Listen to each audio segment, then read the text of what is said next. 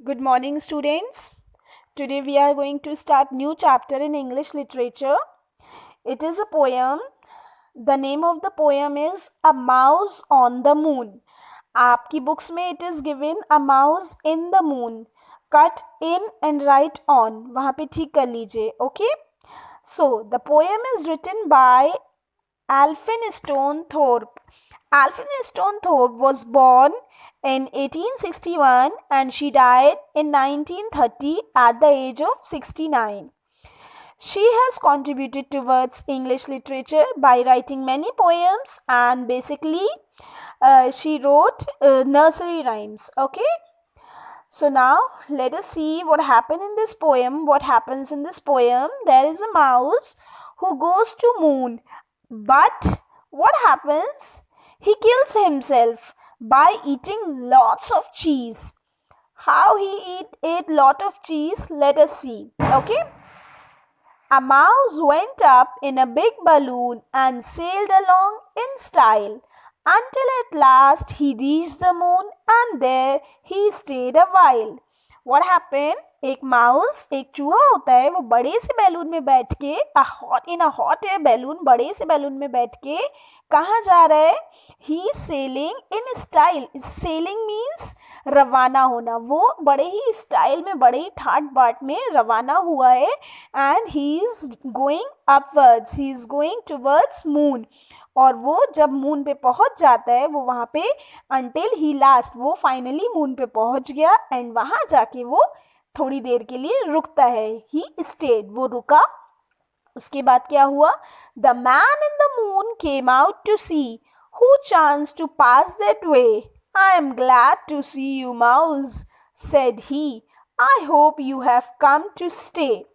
सो moon में से एक मैन निकल के आता है, मून से एक आदमी निकल के आता है. वो ये देखना चाहता है कि अरे, वो सरप्राइज्ड होता है कि इस रास्ते कौन आया, यहाँ पे कौन आया है. एंड वो चूहे को देख के बहुत खुश हो जाता है. वो बहुत ही खुशी से, बहुत ही उसका स्वागत करते हुए बहुत ही खुशी से पूछता है. वो उससे कहता है, मैं तुम्हें देख के बहुत खुश हुआ. मुझे लगता है, मैं उम्मीद करता हूँ तुम यहाँ रुकने आए हो, यहाँ पे स्टे करने आए हो. You are warmly welcome at my house, though there is nothing to eat but cheese. If that's the case, said Mr. Mouse, I'll stay as long as you please. फिर मैन क्या कहता है? वो आदमी चूहे से कहता है कि मैं तुम्हारा हार्दिक अभिनंदन करता हूँ, मैं तुम्हारा स्वागत करता हूँ, लेकिन मेरे यहाँ खाने के लिए कुछ भी नहीं है. आई हैव ओनली चीज़, मेरे पास खाने के लिए सिर्फ चीज़ है. और माउस की तो फेवरेट चीज़ होती है चीज़. माउस को तो बहुत पसंद होती है. वो बहुत खुश हो जाता है. वो कहता है, अगर ऐसी बात है तो ठीक है, मैं यहाँ पे उतने दिन रहूँगा जितने दिन तुम चाहो. मैं बहुत दिन रह सकता हूँ क्योंकि यहाँ पे मुझे मेरी फेवरेट चीज़ खाने को मिल रही है. और माउस की फेवरेट चीज़ क्या होती है? यस, चीज़. तो माउस खुशी खुशी रहता है. फिर देन उसके बाद क्या हुआ?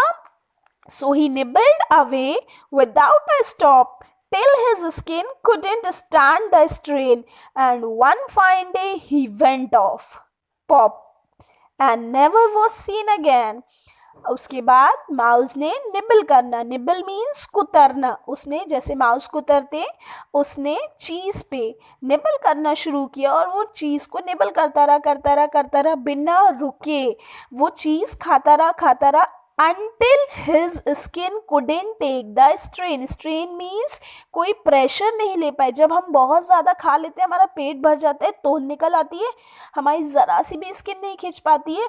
या आप सेकेंड एग्जाम्पल लीजिए बलून का. जब आप बलून में गैस फिल करते हो, ब्लो करते हो, थोड़ा सा ब्लो करते हो, फिर बहुत सारा ब्लो कर देते हो, एकदम बलून बड़ा सा हो जाता है. वो फिर फूल भी नहीं पाता है, खींच भी नहीं पाता है. उसी तरह से उस माउस की जो स्टमक था, उसकी स्किन पूरी खिंच भी नहीं पा रही थी, इतनी ज़्यादा फूल गई थी कि एक दिन अचानक से क्या हुआ? It pop. Pop means blast. Mouse इतना वीक हो गया, अपना उसका स्टमक इतना ज़्यादा खिंच गया और वो इतना वीक महसूस करने लगा कि उसका पेट फट गया, ब्लास्ट हो गया। एंड उसके बाद उस माउस को दोबारा मून पे कभी किसी ने नहीं देखा।